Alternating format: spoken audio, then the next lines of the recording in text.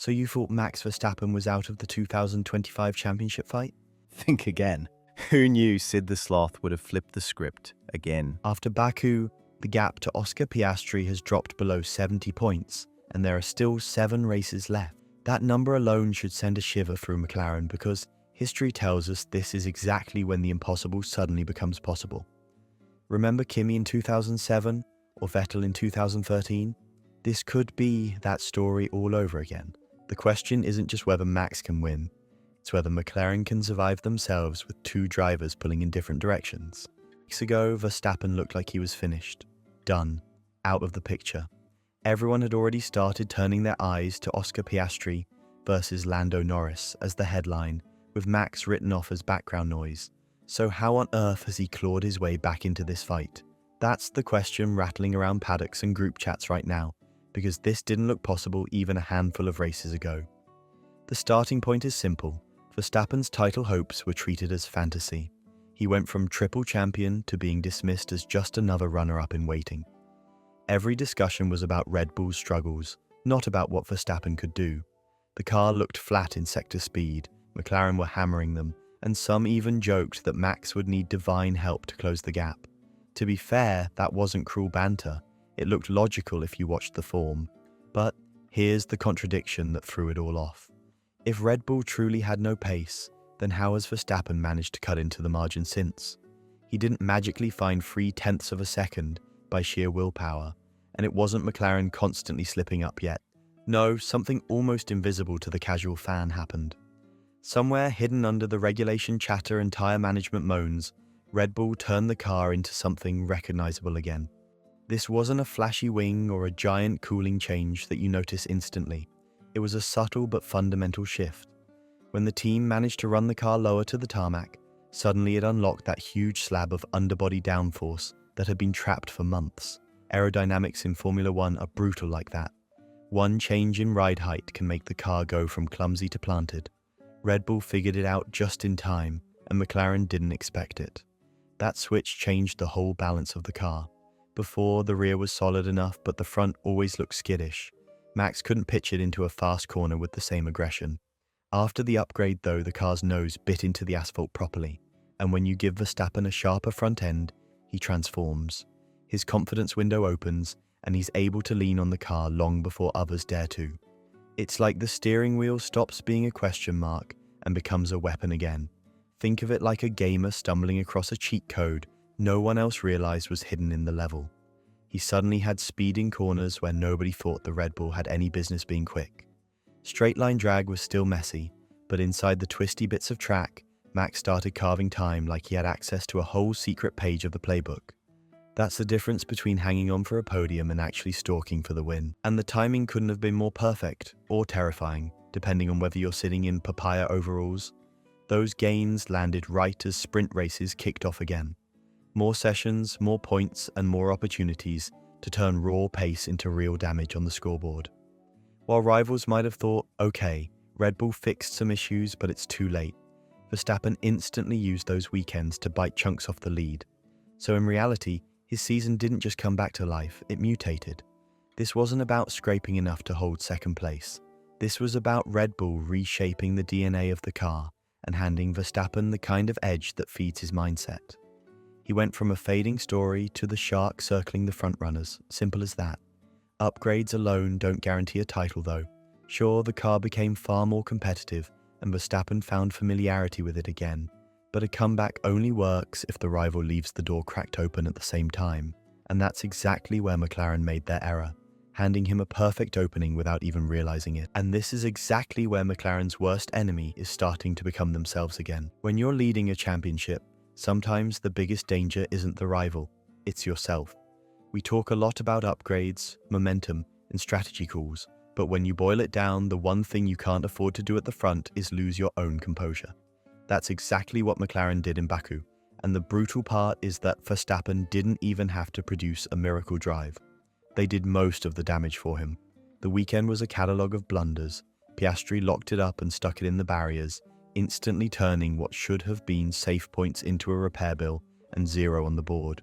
If that wasn't enough, throw in a jump start penalty for good measure. You had Norris sitting in decent contention to lower the point difference with Piastri gone, only for Norris to not even capitalize with that. And then, a pit stop that seemed to take an age. Seconds bled away while the crew fumbled, and in a sport where every tenth matters, those seconds might as well be minutes. Add it all up, strategy wrecked, momentum gone, rivals laughing. Now, none of this had anything to do with Verstappen's upgrade package or Red Bull finally finding balance in the car.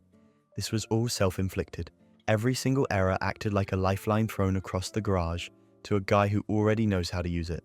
McLaren didn't just slip, they tripped over their own shoelaces in the middle of the street with everyone watching, and when a driver like Max is lurking, he's not going to say thanks politely, he's going to crush you for it. The real kicker here is the pressure boiling under the surface.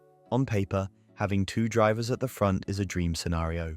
You double your points haul, you maximize chances in case one has a bad day. But that's fantasy land. In reality, two drivers chasing the same crown inside the same team creates noise. It creates friction. Every radio message is checked twice. Every pit call looks biased to one side or the other.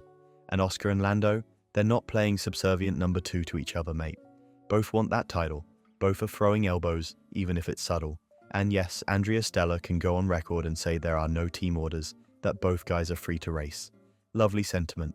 But you and I know how it goes when the walls start closing in. History isn't kind to teams that try to let them race when the margins tighten. Think back to that infamous season in the mid-2000s where McLaren were in a 2 versus 1 scenario and somehow managed to hand the trophy to someone else. The scars of that are still part of the myth. Intra-team feuds don't just waste points, they open the door to the outsider everyone had written off. And fans see this in real time, and the perception becomes a force of its own. Every time McLaren stumble, people don't chalk it up to bad luck. They immediately start saying, Max is coming, Max is waiting. That aura builds, like the shark music from a thriller film. You don't even need to see him pass on track. The threat is enough to make the Papaya Garage twitchy and second-guess their own calls. That doubt, that's worth tenths of a second too. So, by the end of Baku, what's the net effect? Verstappen didn't have to throw heroics around every corner, he just had to keep it clean, and the win wasn't the story, the swing in points was. McLaren, who had total control, left the back door wide open, and Verstappen, being Verstappen, has already stepped inside. You can almost picture his hand on the lock, ready to swing it all the way open. That leaves us at one blunt, unavoidable question. If McLaren are this shaky, this prone to tripping over their own feet, what happens when the maths starts to turn? Could Verstappen actually claw back the whole thing on sheer points? A 69-point gap with 7 races left. Sounds like a wall you can't climb, right? But when you break it down, it's not nearly as solid as it looks on the surface. In Formula 1 terms, that sort of cushion isn't a fortress. It's a sandcastle waiting for the tide to come in. And Verstappen, he's the tide. Here's the deal. A full race win isn't just a nice headline on Sunday night. It's 25 points in your pocket. Add the bonus for fastest lap if you're greedy. That's another one. Throw in a sprint win and suddenly you're racking up 8 more. Do the maths and a dominant weekend can claw back 34 points instantly. 2 perfect weekends, and that so-called impossible gap almost vanishes. It doesn't take a genius to see how fast it swings when one driver's banking maximums and the other trips over the curb. That's the core problem with Oscar Piastri's lead. On paper, it looks massive. In practice, one nightmare weekend is worth 40 points gone in a single swoop. Let's say he bins it in qualifying, starts from the back, gets tangled in traffic, and walks away with nothing while Verstappen sweeps the table. That's almost half the lead erased in one bad race. And if you think that's unlikely, just glance at Baku. McLaren had pace, they had track position, and they still left with scraps because of their own errors. If it went wrong there, it can go wrong again. This is why Verstappen's comeback isn't about fairy tales or smoke and mirrors. It's basic arithmetic. He just needs one friendly swing of fate to turn the championship maths upside down. Suddenly, it's no longer a debate about if he can catch Oscar. It's when he does. And the sprint races make it worse for McLaren. Because unlike in the old days, there are now these extra fireworks on Saturday, where 8 points can change hands before Sunday even starts. They're little landmines scattered across the calendar. For a driver like Max, they're exactly the sort of mini battles he thrives on. Now, here's where pressure wrecks you. Championship leading mode sounds great, but it's fragile. You start watching your rival instead of focusing on your own work. Every time you hear his name crackling on the radio or see his lap time pop up purple, you tighten up. For a driver like Piastri in that position, It's another layer of weight he has never dealt with before at this scale. And Verstappen isn't just fast, he's ruthless. He knows how to lean on a rival until cracks start showing.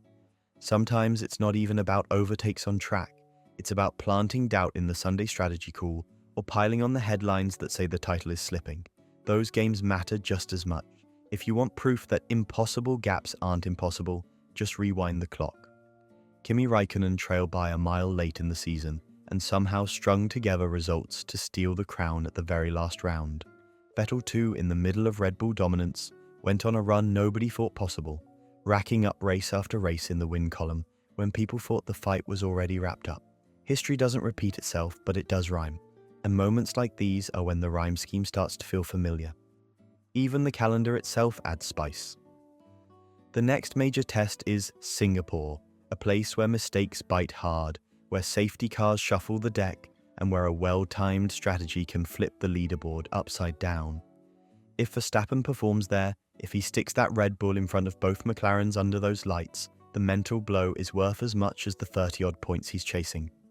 That's when a scary prospect becomes a very real scenario. That's when the tide stops whispering and starts smashing the castle walls. So no, the 69-point lead isn't safe. It's not locked up. It's dangling on the condition that McLaren keep it together, week after week, under sprint and Grand Prix pressure, while managing two drivers who both think the crown should be theirs. Verstappen doesn't need miracles. He just needs the numbers to fall one or two more times his way, and the numbers don't lie. What once looked dead in the water is already in the realm of probability. So at this point, the real question isn't, can Max do it anymore? The real question is, can McLaren stop bleeding? Verstappen's late-season surge isn't just about speed. It's about exposing McLaren's nerves when the spotlight gets too hot. The car has the pace, but the team behind it looks stretched thin, and that's where cracks appear. Once doubt sets in, momentum slips fast. Think of it like a shark circling two papaya-colored cars. You don't always see the attack coming, but the presence alone changes everything. Pressure tilts strategy, hesitations cost points, and McLaren's unity looks fragile. Let me know if you think Verstappen actually pulls a 2007-style comeback. Please like, share, and subscribe.